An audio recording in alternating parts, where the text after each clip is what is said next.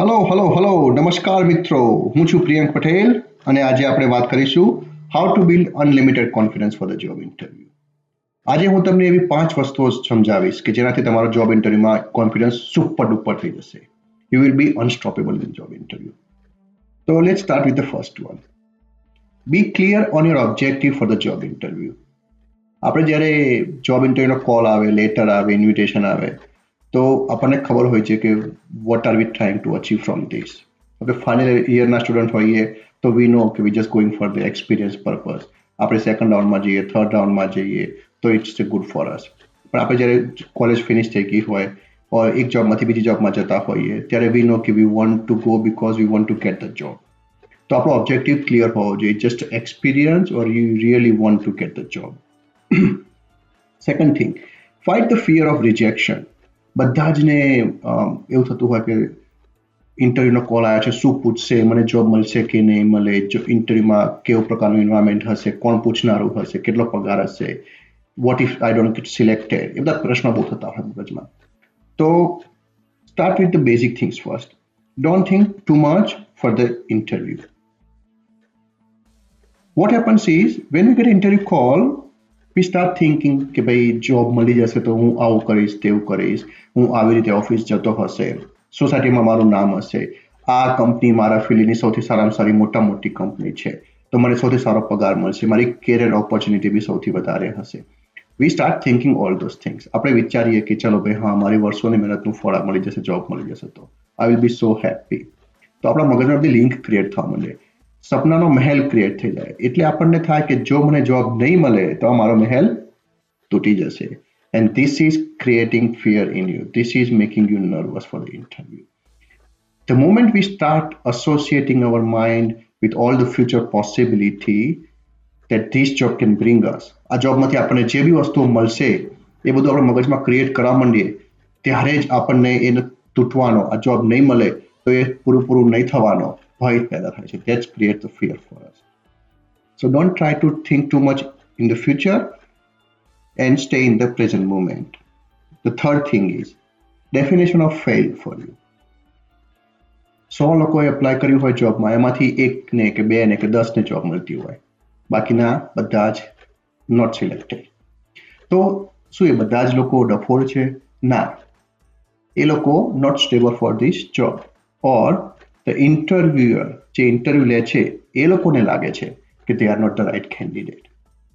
તો what is your definition for failure? Job ના મળીએ કે પછી you did not try next time?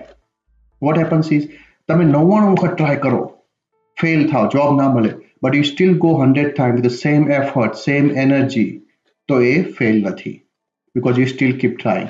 You are not failed until you quit. તો જ્યાં સુધી તમે મહેનત કરતા રહેશો, પ્રયત્ન કરતા રહેશો, there is no way you can fail. So keep trying. The fourth one is be honest to yourself.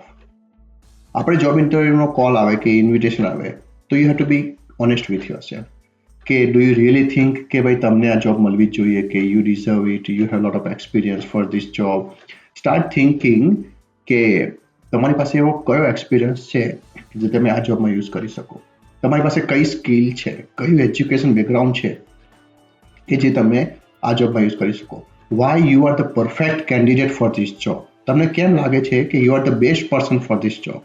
તો એ બધી વસ્તુ તમે જ્યારે વિચારવાનું ચાલુ કરશો તો તમારા મગજમાં બધા આઈડિયાસ આવશે. તો ઇન્ટરવ્યુમાં જ્યારે તમને પૂછશે તો તમને જલ્દીથી ઉદાહરણ યાદ આવશે, એક્ઝામ્પલ્સ આપવાના હશે, તો you are more prepared.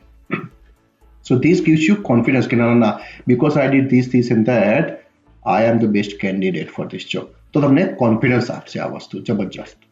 The fifth and last point is my favorite one. Prepare. There is no such thing as over preparation. Over preparation જેવી કોઈ વસ્તુ હોતી જ નથી. જ્યારે તમે પ્રિપેર ના કરી હોય ત્યારે બધા કહેશે કે અંડર પ્રિપેર છે, નોટ પ્રિપેર ઇનફ. પણ તમે જ્યારે વેરી વેલ પ્રિપેર હોય તો નો વન વિલ સે કે ઓવર પ્રિપેરેશન. ઓવર પ્રિપેરેશન જેવું કંઈ હોય જ ના.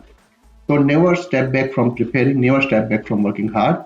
You do not want to lose any battle because you did not work hard enough. That is the worst thing you can do. So always try your best and leave no stone unturned. બધું જ પ્રકારની મહેનત કરી જુઓ. તમે think કરો કે interview છે તો કેવા પ્રકારનું ઇન્ટરવ્યુ હશે. ગ્રુપ ડિસ્કશન હોઈ શકે છે, કયા કયા પ્રશ્નો પૂછશે, એમાં બિહેવિયર ક્વેશ્ચન્સ હોઈ શકે છે, પછી કોઈ ટેકનિકલ ક્વેશ્ચન્સ હોઈ શકે, ટેકનિકલ જોબ હોય તો તમે તમારો કોઈ ફ્રેન્ડ કે રિલેટિવ છે કે જેમણે આવી કંપનીમાં કોઈ ઇન્ટરવ્યુ આપ્યા તો ask them what type of questions they are, how many people usually sit in the interview, તો તમને આઈડિયા આવશે. તો તમારા તરફથી બનતી બધા જ પ્રયત્નો કરી લો, so you are very well prepare for this job. When you have this type of confidence, when you have this type of preparation and you go for the interview, you will be mentally at peace and you will not feel nervous because તમને ખબર છે કે તમારો objective શું છે, તમારી definition ફિલ્ડની શું છે, તમે શા માટે માનો છો કે you are the best candidate for this job and you did all your preparation. So do this, go for the interview and do your best. Best of luck. Thanks for watching the video. See you next time.